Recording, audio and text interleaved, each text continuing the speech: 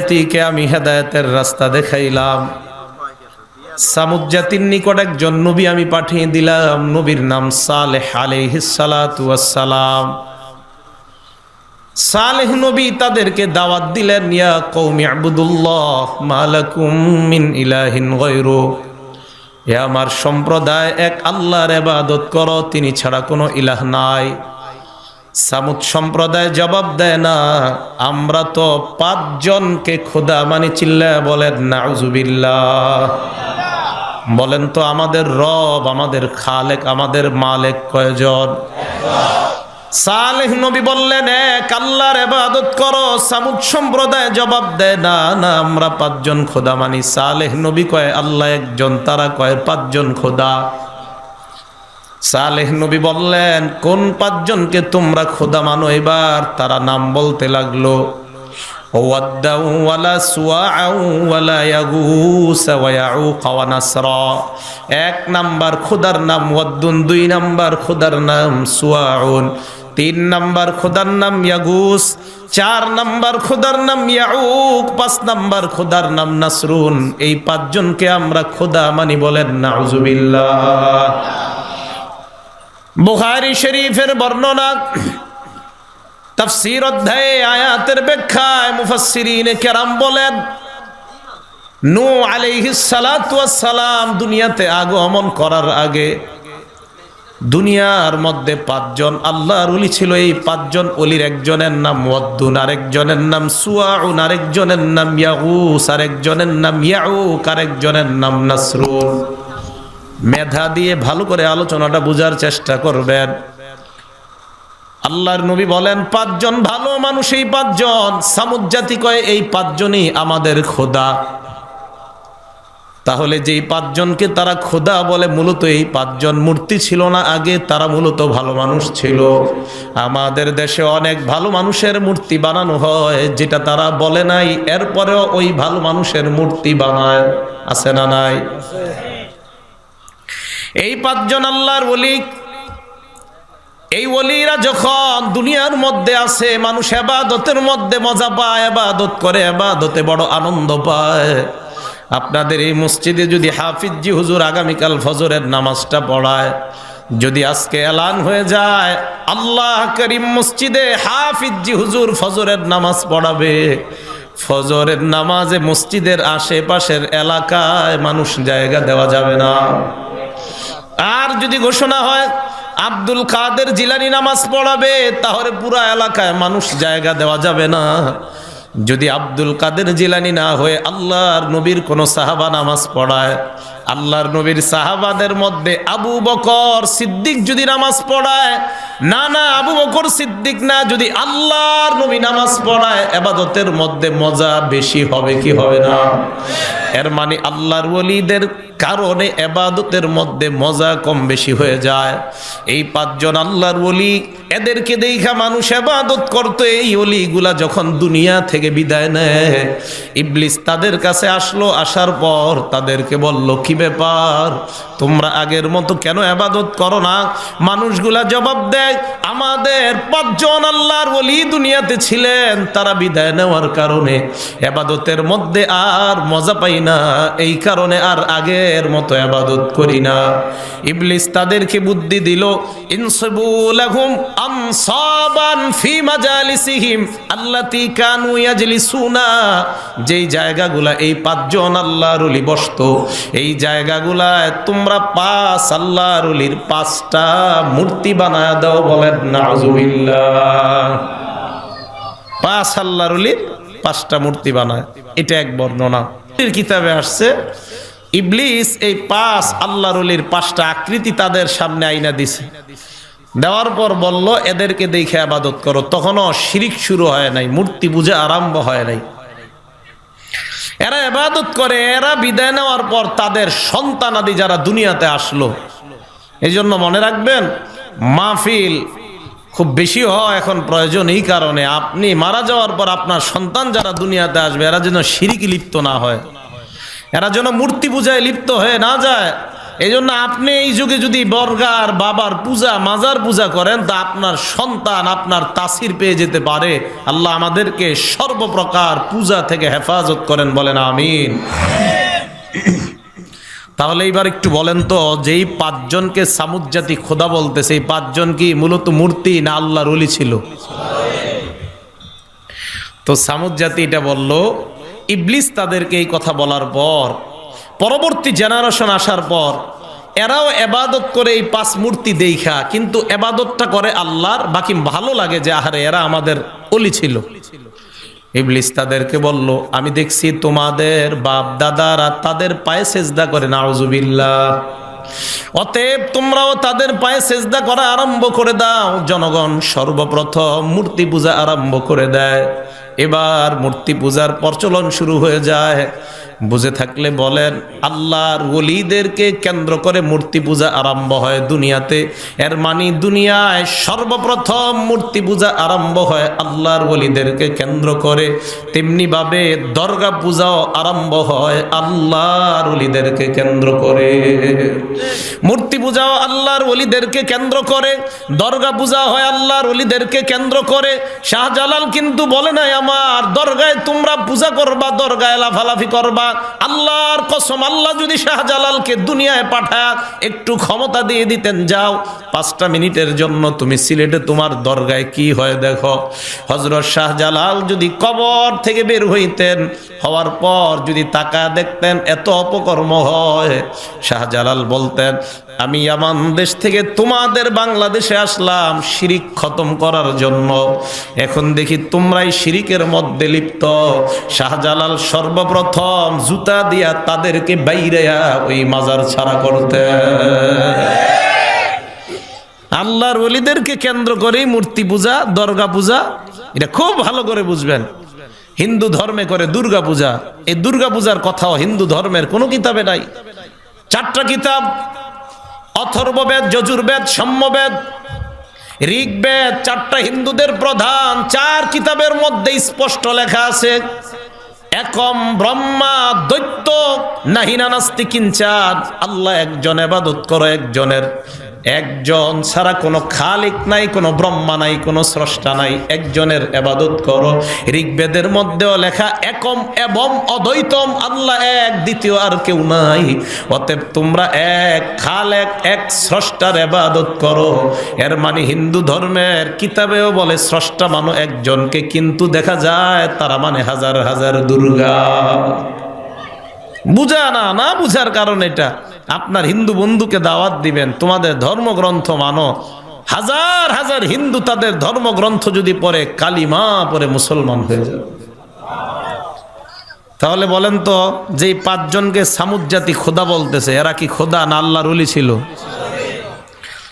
তো এই পরিচয়টা আপনারা মনে রাখতে পারবেন না? নূহ আলাইহিস সালাতু ওয়াস সালামের জামানায় বিশাল বড় বন্যা হয়েছে। এই বন্যার সময় এই 5টা খোদা শয়তান ইবলিস খুব ভালোভাবে এগুলারে সংরক্ষণ করছে। নূহ নবীর জামানা আর ইব্রাহিম নবীর জামানার মাঝে 2 জন নবী আল্লাহ দুনিয়াত পাঠাইছে, একজন হুদ আর একজন সালেহ। এই সামুদ জাতি বংশ পরম্পরায় এই 5 খোদা পাইছে। সালেহ নবীকে বললেন, আমরা তোমাকে চ্যালেঞ্জ দিলাম, তুমি মেলার মধ্যে চলো, তুমি তোমার এক আল্লাহকে ডাকবা, আমরা আমাদের 5 জন খোদাকে ডাকবো। সালেহ নবী চ্যালেঞ্জ গ্রহণ করলেন, মেলার মধ্যে গেলেন। যাওয়ার পর সামুদ জাতিকে বললেন, তোমরা তোমাদের 5 জন খোদাকে আগে ডাক দাও। তারা 5 জন খোদা ডাক দেয়, ও ওয়াদ্দুন সুআউন ইয়াগুস ইয়াউক ওয়া নাসরুন, তাদেরকে ডাক দেয়। 5 খোদা তাদের ডাকে সাড়া দেয় না। এবার সামুদ জাতি বলল, সালেহ পয়গম্বর, তুমি তোমার এক আল্লাহর কাছে তুমি বলো, আল্লাহ যদি তোমার চাহিদা পূরণ করে দেয়, আমরা সবাই দলে দলে তোমার দলে প্রবেশ করার ওয়াদা করলাম। সালেহ নবী হাত তুললেন আল্লাহর কাছে দোয়া করার জন্য। যেই মাত্র দোয়া করবে, আল্লাহ সামুদ জাতি আইসা কয়ে সালেহ পয়গম্বর তুমি দোয়া করলে হবে না, আমাদের চাহিদা আল্লাহর কাছে বলো। আল্লাহ যদি আমাদের চাহিদা পূরণ করতে পারে তাহলে আমরা বুঝবো আল্লাহ একজন আছে। সালেহ নবী বললেন বলো তোমরা কি বলতে চাও? সামুদ জাতি কয় আল্লাহকে বলো আইয়ুরিয়ানা নাকাতান মিন হাযাল জাবালিল্লাযী উদিআত মিনাস সখরা, এই যে একটা পাহাড় দেখা যায়, যে পাহাড়টা পাথর দিয়ে তৈরি করা, আল্লাহকে বলো এই পাহাড়ের ভিতর থেকে জ্যান্ত মহিলা একটা উটনি আমাদেরকে বের করার জন্য বলো। এবার আপনারা বলেন পাহাড়ের ভিতরে কি উট থাকে? আপনারা না যেভাবে বলছেন মনে হয় এই এলাকায় থাকে। আরে পাহাড়ের ভিতরে কি উট থাকে? তো এটা আগের এরকম জোরে বলতে পারলেন না? আসতে বলার অর্থ তো এরকম হয় যে হয়তো আমার তো জানা নাই, গাজীপুর থাকতে পারে, যে থাকে বলেন সমস্যা নাই। পাহাড়ের ভিতর বলতে আবার পাহাড়ের আশেপাশে না, অর্থাৎ যে পাহাড়টা তৈরি এটার ভিতরে। তো সালেহ নবী আল্লাহর কাছে দোয়া করবে, আল্লাহ আপনি এই পাথরের ভিতর থেকে একটা উটনি বের করে দেন। যেই মাত্র দোয়া করবে সামুদ সম্প্রদায় ঈশা কয় না এই দোয়া করলে হবে না। কয় কেন? কয় যদি আগে থেকে থাকে ভিতরে। আল কামিল ফি তারিখের মধ্যে আল্লামা ইবনুল আসির রহমতুল্লাহি আলাইহি লম্বা আলোচনা আনছেন। তো বলো কি বলবো তোমরা বলো। এবার তারা বলল আল্লাহকে বলো আইয়ুরিয়ানা নাকাতান, আল্লাহ যেন একটা উটনি দেখায় এই পাহাড়ের যেই কোনো একটা পাথর থেকে। প্রথম বলল পাহাড়ের ভিতর থেকে, এরপর বলল যেই কোনো একটা পাথর। সালেহ নবী হাত তুললেন, আল্লাহ যেই মাত্র দোয়া করবে সামুদ জাতি কয় না এই দোয়া করলে হবে না, যদি যেই কোনো পাথরের ভিতর উটনি থাকে। আলোচনা বুঝতেছেন? হ্যাঁ বললেন। আমি শিক্ষক মানুষ, পেশা হলো শিক্ষকতা করা, এই জন্য শিক্ষকতা স্টাইলে ওয়াজ হয়, তো আপনার একটু বললেন হ্যাঁ না। তো যেই মাত্র এই কথা বলছে কয় পাথরের ভিতর যদি উটনি থাকে। কি জ্ঞান বুদ্ধি নিয়ে চলে, পাথরের ভিতর বলে উটনি থাকে। তো সালেহ নবী বলেন বলো তোমরা কি বলবো। এবার তারা তাকায় দেখে আলাদা একটা পাথর দেখা যায় এক জায়গায় পড়ে আছে। ডাক দিয়া বলে সালেহ পয়গম্বর আল্লাহকে বলো আইয়ুরিয়ানা নাকাতান মিন হাদিহিস সখরাতিল মুনফারিদা, এই যে পৃথক একটা পাথর দেখা যায়, এই পাথরের ভিতর থেকে জ্যান্ত মহিলা একটা উটনি যেন বের করে দেখা দেয়। সালেহ নবী হাত তুলে বললেন আল্লাহুম্মা আরিনা নাকাতান মিন হাদিহিস সখরাতিল মুনফারিদা, আল্লাহ তুমি আমাদেরকে এই যে পৃথক একটা পাথর দেখা যায়, এই পাথর থেকে জ্যান্ত মহিলা একটা উটনি তুমি বের করে দেখা দাও। যেই মাত্র সালেহ নবী দোয়া করতে লাগলেন, তারা পাথরের দিকে তাকায় দেখে তাতামাখাজু কামা তাতামাখাজুল হামেলা, গর্ভবতী নারীর পেটে বাচ্চা আসলে পেটটা যেমন বড় হয়ে যায়, তাকায় দেখে পাথরের পেট আল্লাহ কুদরতি ভাবে বড় বানায় দেয়। সব ক্ষমতার মালিক কে? অবাক হয়ে মানুষগুলা তাকায় আছে। সালেহ নবী বললেন অপেক্ষা করো। এবার তারা তাকায় দেখে শাক্কাতিস সখরা, পাথর ফেটে যায়, পাথরের ভিতর থেকে জ্যান্ত মহিলা একটা উটনি হাঁটতে হাঁটতে সামুদ জাতির সামনে উপস্থিত হয়ে যায়। সালেহ নবী বললেন হেদায়েত গ্রহণ করে নাও। তারা কয় এখন না, আরো বাকি আছে। কয় কি বাকি? কয় আল্লাহরে বলো এই যে মহিলা উটনি এটার ভিতর থেকে আমাদেরকে দুধ পান করাইতে বলো আল্লাহকে। সালেহ নবী বললেন বাচ্চা ছাড়া কিভাবে দুধ পান করাবে? কয় যে আল্লাহ পাথর থেকে উটনি বের করে দেখাইলেন, ওই আল্লাহ বাচ্চা ছাড়া দুধ পান করায়া দেখাইতে পারেন। সালেহ নবী দোয়া করলেন আল্লাহ মেহেরবানি করে সামুদ জাতিকে আপনি এই প্রাণীর দুধ পান করায়া দেন। আল্লাহ বললেন সালেহ পয়গম্বর তাদেরকে বলেন তাদের ঘরের মধ্যে যত কলস ড্রাম বালতি আছে সব নিয়ে আসার জন্য বলেন। সামুদ জাতি কয় এটা আবার কেন? সালেহ নবী বললেন আল্লাহর হুকুম, তোমরা নিয়ে আসো। সবাই তাদের যত পাত্র আছে কলস ড্রাম যা কিছু আছে সব নিয়ে উপস্থিত হয়ে যায়। এবার আল্লাহ বললেন উটনির ওলানের মধ্যে হাত দাও।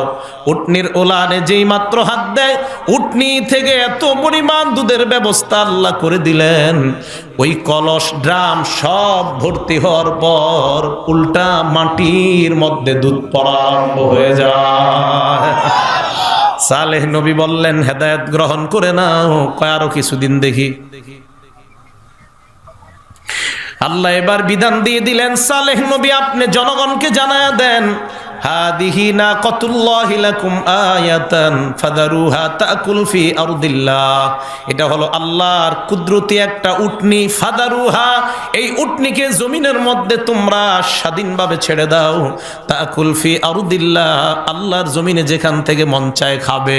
আরেকটা বিধান আল্লাহ দিয়ে দিলেন ওয়ালা তামাসসুহা বিসুইন, সাবধান এটার শরীরে কেউ যেন খারাপ ভাবে কখনো স্পর্শ না করে, কেউ যেন আঘাত না করে, কেউ যেন পিটা না দেয়। আল্লাহ বলেন ফায়াখুযাকুম আযাবুন করিব, যদি এটার শরীরে আঘাত করো তাহলে তোমাদের উপর অতি নিকটের একটা আযাব সবার উপরে আসবে। ভালো করে বুঝেন, অপরাধ করবা দুই একজন, গজব হবে পুরা এলাকার উপর। এই জন্য আল্লাহর নবী বলেন একটা দল আসে ইয়াগজু যেই সুনীল কাবা, কিয়ামতের আগে একটা দল কাবা শরীফের উপর হামলা চালানোর জন্য যাবে। এদের মধ্যে এমন লোক থাকবে যারা ব্যবসার জন্য মদিনায় যাবে, মক্কায় যাবে। আরেক দল থাকবে হজ করার জন্য যাবে। এদের মধ্যে আরেক দল যারা কাবার উপর হামলা করার জন্য যাবে। আল্লাহর নবী বলেন যেই মাত্র তারা কাবার কাছাকাছি যাবে আল্লাহ সকলকে ধ্বংস করে দিবেন। আম্মা জানা আয়েশা সিদ্দিকা বলেন ইয়া রাসূলুল্লাহ ওয়া ফীহিম মান লাইসা মিনহুম, এদের মধ্যে তো এমনও মানুষ আছে যারা মূলত কাবা ধ্বংস করার জন্য আসে নাই। আল্লাহর নবী জবাব দেয় ইউবাসুনা আলা নিয়াতিহিম, এরা যদিও কাবা ধ্বংস করার জন্য আসে নাই, এদের মনের নিয়তের খবর আল্লাহ জানে। যারা মূলত অপরাধের মধ্যে লিপ্ত না, কিয়ামতের ময়দানে সকলকে আল্লাহ উঠাইবেন, নিয়ত অনুযায়ী আলাদা আলাদা করে ভালো নিয়ত ওয়ালাদেরকে আল্লাহ জান্নাতের মেহমান বানায় দিবেন। অপরাধ একজন করলে গজব আসে পুরা এলাকায়। মসজিদ মাদ্রাসার উপর যদি অপরাধ করেন দুই চারজন, গজব পুরা এলাকায় আসবে। কথা কি বুঝে আসছে? মসজিদ কার ঘর? মাদ্রাসা নবীর ঘর। এই মসজিদ মাদ্রাসায় যদি উল্টা পাল্টা কেউ তাকায়, এটিও আল্লাহর কুদরত, আল্লাহর নিদর্শন। এই দিকেও যদি কেউ উল্টা পাল্টা দৃষ্টি দেয় তো আল্লাহ পাক রব্বুল আলামিনের জিহাদি মুজাহিদ বান্দা আছে দুনিয়ায় মুসলমানরা তখন বসে থাকবে না। নিজের শরীরের শেষ বিন্দু রক্ত দিয়ে বাতিলদের সাথে সার্বক্ষণিক ওলামায়ে কেরামের সাথে এক হয়ে জিহাদে লিপ্ত হতে মুসলমান রাজি আছে, কোনো সন্দেহ নাই। সালেহ আলাইহিস সালাতু ওয়াস সালাম তাদেরকে জানায়া দিলেন কেউ কিন্তু খারাপভাবে এটারে ধরবা না। এই কথা বলার পর সালেহ আলাইহিস সালাতু ওয়াস সালাম বলে দিলেন এলাকায় দুইজন খারাপ মহিলা ছিল, এই দুই খারাপ মহিলার কাছে প্রতিদিন দুইজন খারাপ মানুষ অপকর্ম করার জন্য যাইত। ওই দুই মহিলার কাছে গেছে, লাগবে না, যাওয়ার পর মহিলা দুইজন কয় আজকে আমাদের সাথে অপকর্ম করতে পারবা না। কয় কেন? আগে এক কাজ করতে হবে, সালেহ নবীর আল্লাহ যে উটনি দিছে এই উটনিটাকে হত্যা করবা। বলেন নাউজুবিল্লাহ। বলেন তো হত্যা একজনে করলে গজব আসবে পুরা সবার উপর। এই দুইজন হলো একটু খারাপ প্রকৃতির। তারা বের হলো, বের হওয়ার পর চিন্তা করলো হায় হায় এখন যদি এইটারে হত্যা না করি তাহলে তার অপকর্ম করতে পারবো না। তারা এবার ভাড়াটে ডাকাত তালাশ করতে লাগলো। আল্লাহ এই কথাটা কোরআনে বলছেন ওয়াকানা ফিল মাদিনাতি তিসআতু রাহতি ইউফসিদুনা ফিল আরদি ওয়ালা ইউসলিহুন, এলাকায় 9 জনের একটা ডাকাত দল ছিল। এই 9 জনের ডাকাতের সন্ধান তারা পেয়ে যায়।